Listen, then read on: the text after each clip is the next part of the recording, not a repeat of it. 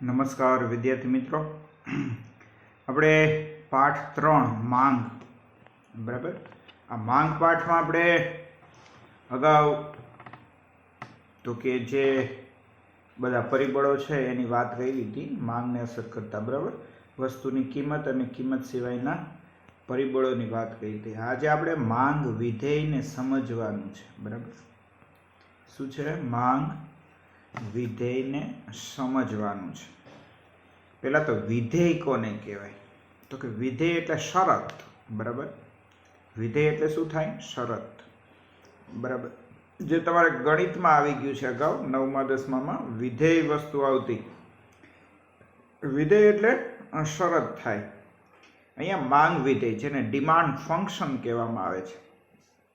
બે કે તેથી વધુ પરિબળો વચ્ચેના કારણ અને અસર વચ્ચેના સંબંધને વિધેય કહેવામાં આવે છે. માંગ વિધેય વસ્તુ કે સેવાની માંગ અને તેને અસર કરતા પરિબળોનો કાર્ય કારણનો સંબંધ રજૂ કરે છે, બરાબર છે.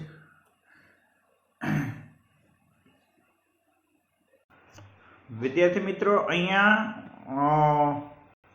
જે શબ્દ આવ્યો, બરાબર, કાર્ય કારણનો સંબંધ. કાર્ય કારણનો સંબંધ કોને કહેવાય? તો કે કાર્ય કારણનો સંબંધ એટલે તો કે કોઈ કાર્ય થાય છે તો એનું કારણ શું છે, તો એને કાર્ય કારણનો સંબંધ કહેવાય છે, બરાબર છે. જેમ કે પંખો ચાલુ છે, બરાબર, પંખો ફરે છે. પંખો શું કામ ફરે છે? તો કે આપણે સ્વિચ દબાવીએ છીએ પંખાની અને વીજળી છે એટલે પંખો ફરે છે. ટૂંકમાં પંખો ફરે છે એનું કારણ શું થયું? તો કે વીજળી છે અને સ્વિચ દબાવી. જો વીજળી ન હોય, ટૂંકમાં લાઇટ વહી ગઈ હોય અને તમે સ્વિચ દબાવો તો પંખો ચાલુ ન થાય, બરાબર છે. ટીવી ચાલુ થાય છે, શું કામ? તો કે વીજળી છે અને સ્વિચ દબાવ્યો તમે, પાવર મળે છે, ચાલુ થાય છે. તમારું બાઇક ચાલે, શું કામ? તો કે એમાં પેટ્રોલ છે, બરાબર, અને તમે એને કાયદેસર રીતે સેલ્ફ સ્ટાર્ટ કે કિક મારીને કરો છો તો ચાલુ થાય છે, બરાબર. પણ જો પેટ્રોલ ન હોય અથવા બીજો કાંઈ ફોલ્ટ હોય તો એ બાઇક ચાલુ નહીં થાય.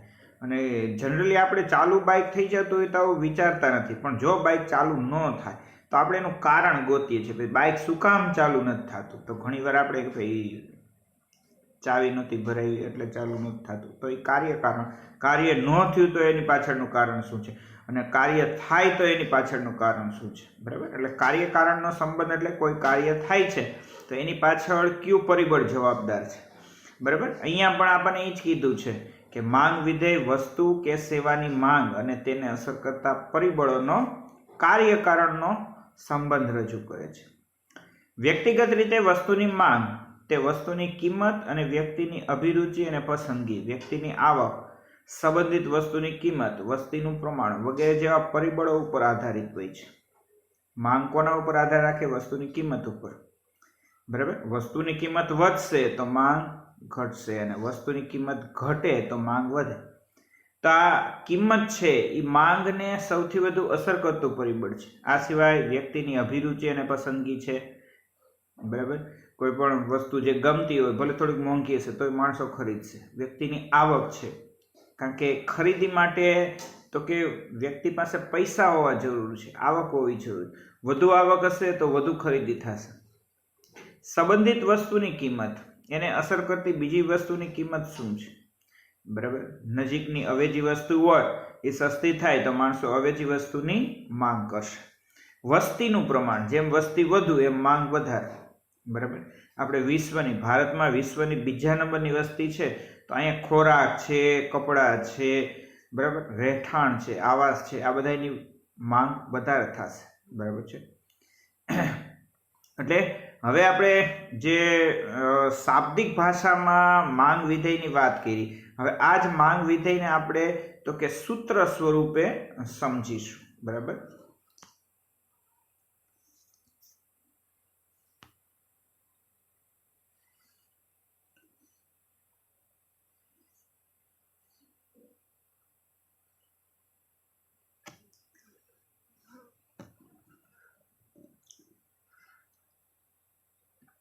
વિદ્યાર્થી મિત્રો, અહીંયા આપણને તો કે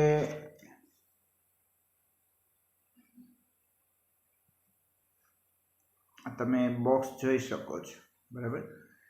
અહીં આપણે બોક્સ દ્વારા જે વસ્તુ બતાવી છે, તો આને આપણે માંગ વિધેય કહેવાય છે. શું કહેવાય છે? માંગ વિધેય. માંગ વિધેય મીન્સ કે એનું સૂત્ર સ્વરૂપે રજૂઆત, ગાણિતિક ભાષામાં રજૂઆત કરેલી છે, બરાબર. તમે અહીંયા જોઈ શકો છો કે એક સૂત્ર આપેલું છે, dx બરાબર f નાના કૌંસમાં px અલ્પવિરામ py અલ્પવિરામ pe અલ્પવિરામ tyu, બરાબર. તો આ સૂત્ર સ્વરૂપે છે. આને તમે ગુજરાતી ભાષામાં પણ સૂત્ર સ્વરૂપે લખી શકો છો, બરાબર છે. તો અહીંયા આપણે તમે જોઈ શકો છો, બરાબર. dx મીન્સ ડી મીન્સ કે ડિમાન્ડ, બરાબર.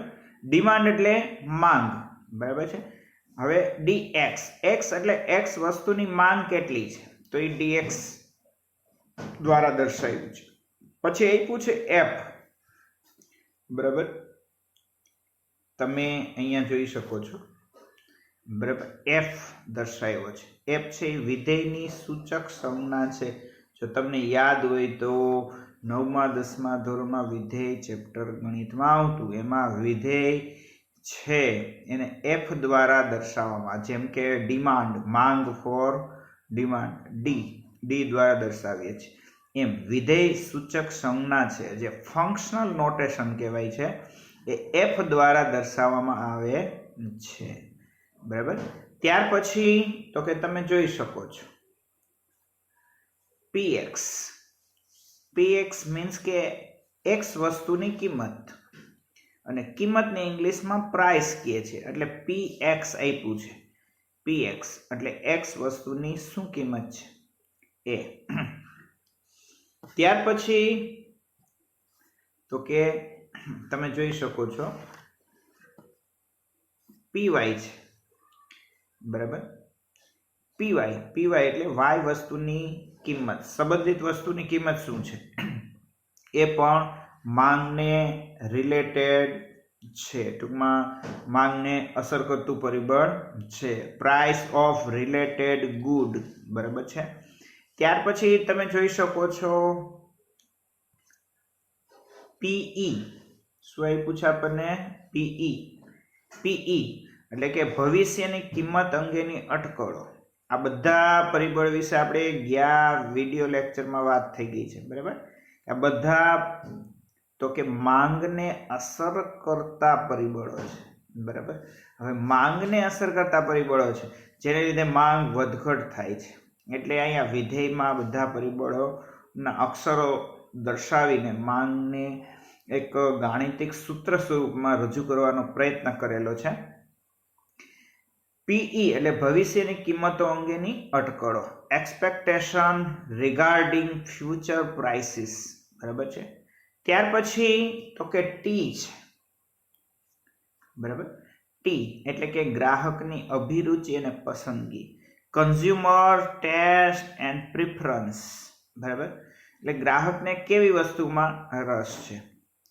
ત્યાર પછી y છે, y એટલે y નો આપણે મીનિંગ કરવાનો છે ગ્રાહકની આવક, કન્ઝ્યુમર્સ ઇન્કમ, ગ્રાહકની આવક કેટલી છે એ માંગને અસર કરનારું પરિબળ છે. u મીન્સ કે અહીંયા આપણને કીધું છે y ઇન્કમ, અને u મીન્સ કે અન્ય પરિબળો, અધર ફેક્ટર્સ, બરાબર. તો અન્ય પરિબળો પણ ઘણીવાર અસર કરતા હોય છે, બરાબર છે. ત્યાર પછી આગળની વાત કરીએ આપણે.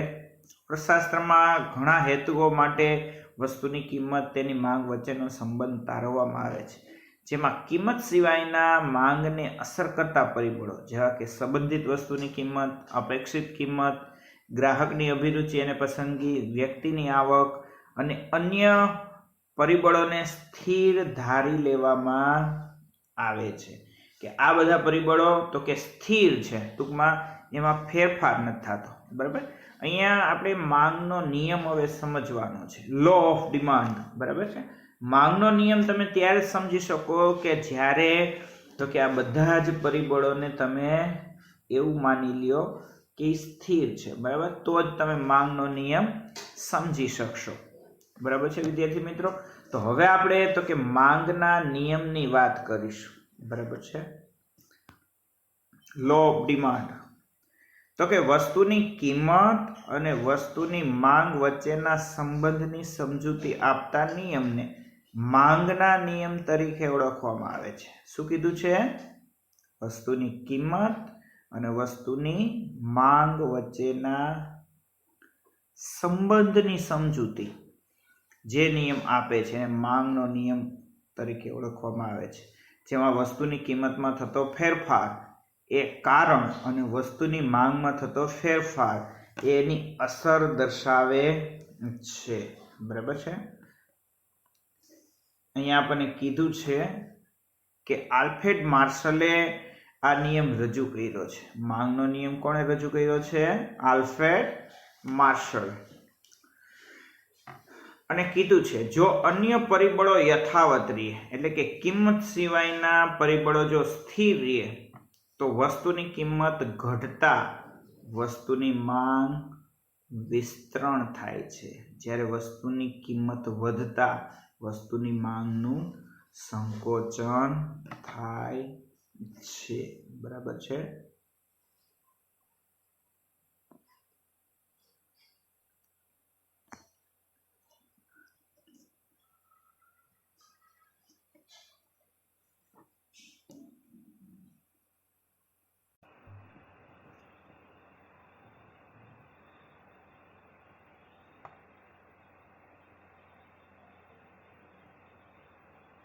વિદ્યાર્થી મિત્રો, અહીંયા આપણને આલ્ફ્રેડ માર્શલનો માંગનો નિયમ છે એ આપેલો છે, બરાબર.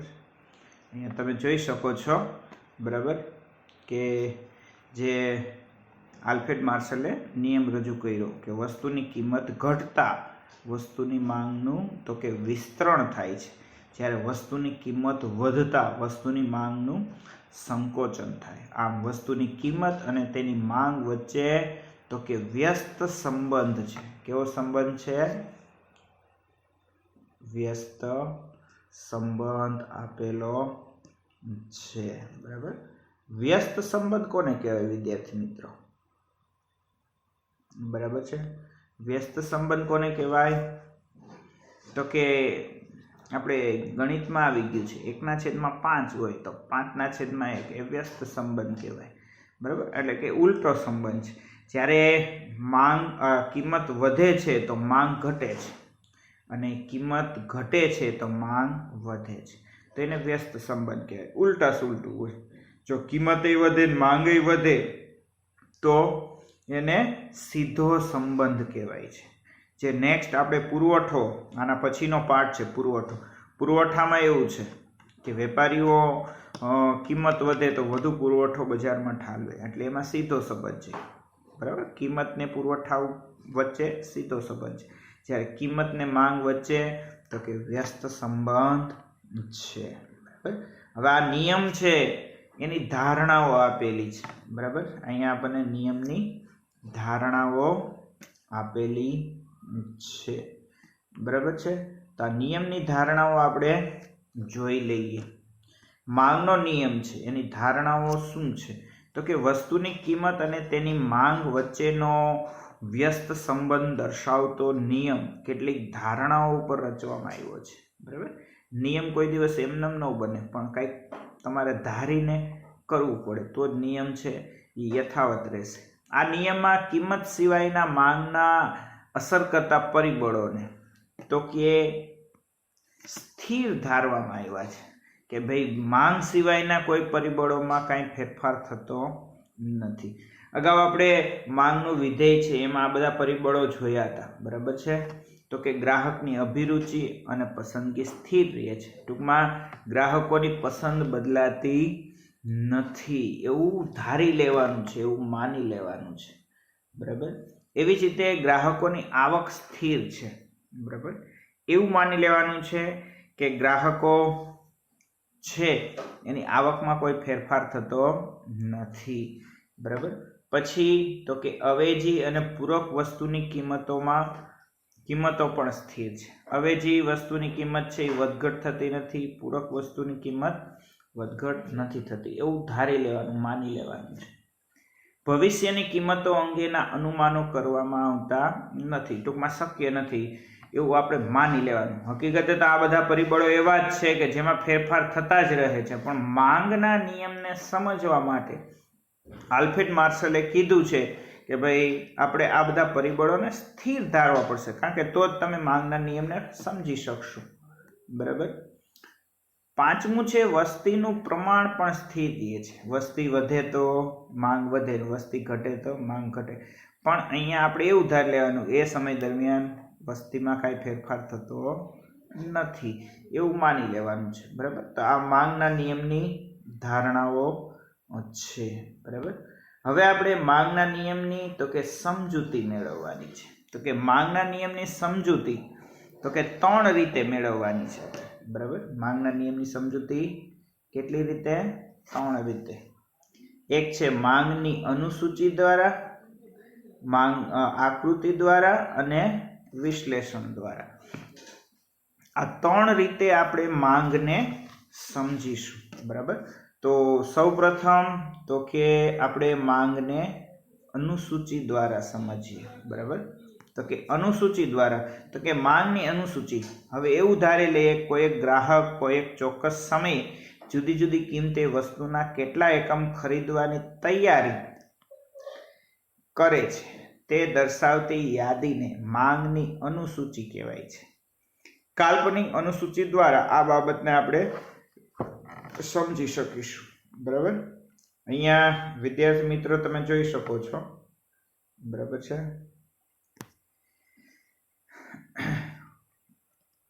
અહીંયા આપણને તો કે એક કોષ્ટક આપ્યું છે. બરાબર. આ કોષ્ટક કેવું છે? તો કે કાલ્પનિક છે. કાલ્પનિક એટલે તો કે બનાવેલું, ટૂંકમાં ધારેલું, આવું છે નહીં પણ આવું માની લેવામાં આવે કે છે. બરાબર. તો અહીંયા તમે જોઈ શકો છો વિદ્યાર્થી મિત્રો. બરાબર. અહીંયા આપણે કીધું છે કે 1 લીટર દૂધની કિંમત ₹50 હોય. બરાબર. તો ગ્રાહક છે એ શું કરે છે? 1 લીટર દૂધ લેશે. હવે દૂધની કિંમત છે એ ₹10 ઘટી જાય. માનો કે દૂધની કિંમત ₹10 ઘટી જાય, ₹40 થઈ જાય. તો ગ્રાહક છે એ કેટલું દૂધ ખરીદશે? તો કે 2 લીટર લેશે. બરાબર. 2 લીટર ખરીદવાની તૈયારી દર્શાવે છે.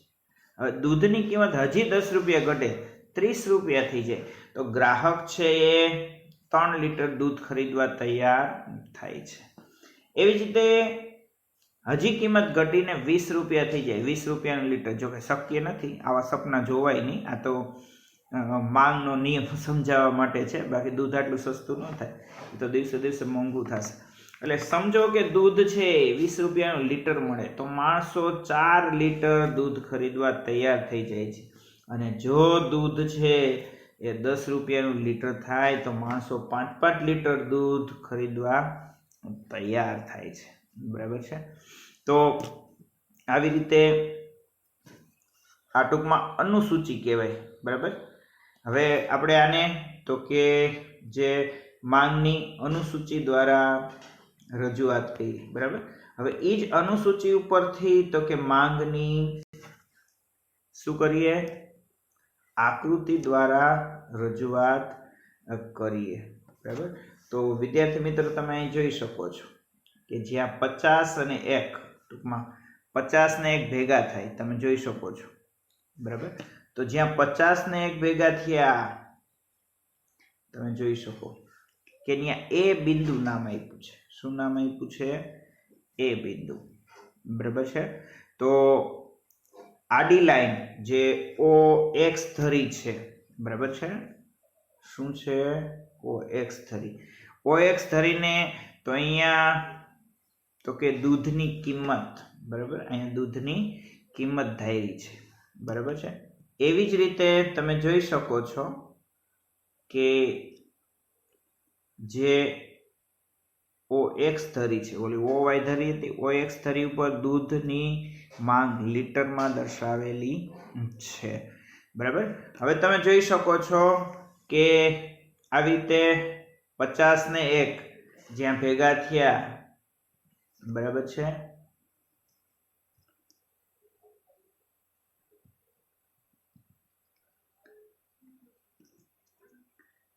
પચાસ ને 1 જ્યાં ભેગા થયા ત્યાં એ બિંદુ નામ આપ્યું, બરાબર.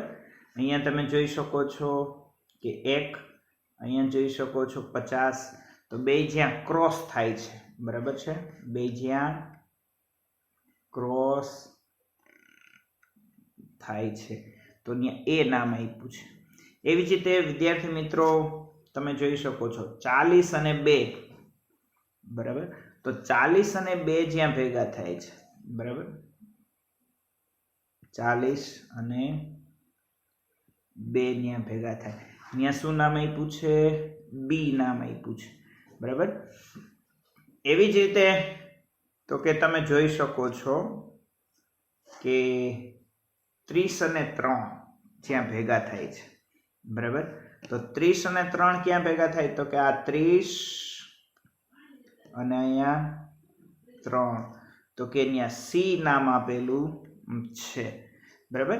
એવી જ રીતે તો કે જે આપણને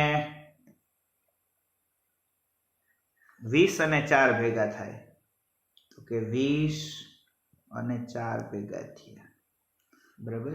તો ત્યાં ડી નામ આપેલું છે. અને એવી જ રીતે તો કે ઈ બિંદુ પણ મળેલું છે કે જે 10 અને 5 ભેગા થાય, બરાબર છે. તો આવી રીતે તો કે આકૃતિ દ્વારા તો કે તમે અહીં જોઈ શકો છો, બરાબર. તમે જુઓ ડી અને અહીંયા પણ તો કે ડી, તો કે આ જે રેખા બને છે, બરાબર, ટૂંકમાં આ જે રેખા બની તો એ ડી રેખા બની, બરાબર. ડીડી રેખા, ડીડી રેખા એટલે તો કે ડિમાન્ડ રેખા, બરાબર છે. કેવી રેખા? તો કે આ જે રેખા બને છે, બરાબર છે, તો એ ડિમાન્ડ રેખા બને છે. આ ડિમાન્ડ રેખા કેવી છે? તો કે ડાબી બાજુથી જમણી બાજુ, બરાબર, ડાબી બાજુથી જમણી બાજુ નીચે તરફ આવે છે, બરાબર. તો આને માંગના નિયમની આકૃતિ કહેવાય, બરાબર. હવે આપણે કોષ્ટક જોયું, આકૃતિ જોઈ, એટલે કોષ્ટકને અનુસૂચિ કહેવાય છે અને આકૃતિ બે જોયું, બરાબર. હવે આપણે તો કે એનું વિશ્લેષણ કરશું, બરાબર છે. તો કે આકૃતિમાં x ધરી પર દૂધની માંગ લીટરમાં અને y ધરી પર દૂધની કિંમત આપેલી છે રૂપિયામાં. અનુસૂચિ મુજબ આકૃતિ દોરતા આપણને A, B, C, D, E બિંદુ પ્રાપ્ત થયા હતા. આ પ્રત્યેક બિંદુ જુદી જુદી કિંમતે થતી દૂધની લીટર દીઠ માંગ દર્શાવે છે. એટલે આ બિંદુઓને જોડતી રેખા એટલે ડીડી માંગ રેખા બને છે. આકૃતિમાં એ બિંદુ દર્શાવે છે કે દૂધની ₹50 પ્રતિ લીટર માંગ તો કે 1 લીટરની છે. બી બિંદુ દર્શાવે છે દૂધની ₹40 પ્રતિ લીટર માંગ 2 લીટર દૂધની છે. જ્યારે ઈ બિંદુ દર્શાવે છે કે દૂધની ₹10 પ્રતિ લીટર માંગ 5 લીટરની છે. આમ આકૃતિમાં બિંદુઓ A, B, C, D, E ને જોડતા ડીડી માંગ રેખા પ્રાપ્ત થાય છે, જે ડાબી બાજુથી જમણી બાજુ, હમણાં જ આપણે વાત કરી, ઉપરથી નીચે તરફ ગતિ કરે છે. એટલે કે આકૃતિમાં ડીડી માંગ રેખા છે, બરાબર, ડીડી માંગ રેખા છે, બરાબર. તો આ માંગ રેખા છે એ શું કરે છે? તો કે ઋણ ઢાળ ધરાવે છે, બરાબર. તો એના ઉપરથી વિશ્લેષણ શું થાય? તો કે વસ્તુની કિંમત અને તેની માંગ વચ્ચેનો સંબંધ વ્યસ્ત છે, બરાબર. કેવો સંબંધ છે? વ્યસ્ત સંબંધ. અને આ વ્યસ્ત સંબંધને તો કે બે કારણોની મદદથી સમજી શકાય, જેને આપણે નેક્સ્ટ વિડીયોમાં ચર્ચા કરીશું.